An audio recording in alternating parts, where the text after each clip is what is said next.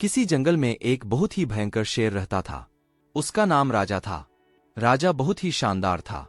उसके अंदर बहुत साहस और हिम्मत भरी थी। लेकिन राजा की अच्छाई का पता सिर्फ उसके दोस्तों को ही था। जंगल के अन्य जानवर उसको डर से भागते थे। राजा शेर का दिल बहुत ही बड़ा था। वह अपने जंगल के सभी जानवरों के लिए खाने की चिंता करता था। एक दिन जंगल में अचानक एक बच्चा शेर अकेला ही खो गया। वह भटकता हुआ यहाँ वहाँ गुमनामी में चल रहा था। वह बहुत ही डरा हुआ था। उसने अपनी आंखों से आंसुओं को रोक नहीं पाया। राजा शेर ने उसे देख लिया। उसने अपने दोस्तों के साथ बातचीत करते हुए कहा, हमें उस बच्चे की मदद करनी चाहिए। उसे यहाँ अकेले डराने से आगे बढ़ने की आदत नहीं डालनी चाहिए। उसके दोस्तों ने भी राजा की बात स्वीकार की। वे सभी मिलकर उस बच्चे की मदद के लिए निकले। बच्चे ने जब उन्हें देखा तो उसने बहुत खुश होकर कहा, क्या आप मेरी मदद करेंगे?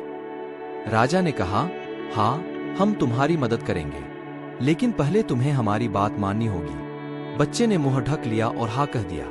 राजा ने फिर कहा, तुम्हें अपनी डर को हराना होगा। डर को हराकर ही तुम अपने लक्ष्य की ओर बढ़ सकोगे। बच्चे ने उसकी बात मान ली। राजा शेर ने और उसके दोस्तों ने उसकी मदद की और उसे सिखाया कि कैसे वह अपने डर को परास्त कर सकता है। कुछ दिनों के बाद बच्चे ने अपने डर को हरा लिया। उसने बड़े साहस से एक अन्य जंगल में अपना घर बनाया। बच्चे की यह कहानी बहुत तेजी से फैल गई। लोग उसके बारे में सुनने के बाद बहुत प्रेरित हो गए। उन्होंने भी अपने डर को हराने का निर्णय किया। इस कहानी से हमें यह सीखने को मिलता है कि हमें किसी भी परिस्थिति में अपने डर को हराना चाहिए। डर का सामना करके ही हम अपने लक्ष्य की ओर बढ़ सकते हैं। इसके अलावा हमें यह भी सीखना चाहिए कि हमें कभी भी दूसरों की मदद करने से पीछे नहीं हटना चाहिए। हमें साथ मिलकर उनकी मदद करनी चाहिए ताकि उन्हें भी अपने डर को हराने में मदद मिले।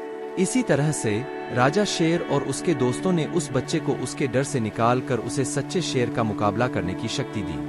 बच्चे ने अपने डर को हराकर एक बड़ा उपलब्धि हासिल की। इस कहानी का सारांश यह है कि हमें हमेशा साहस और समर्पण के साथ अपने डरों का सामना करना चाहिए। जिस तरह बच्चे ने अपने डर को हराकर अपना लक्ष्य हासिल किया, हमें भी अपने जीवन में समस्याओं का सामना करने की प्रेरणा लेनी चाहिए।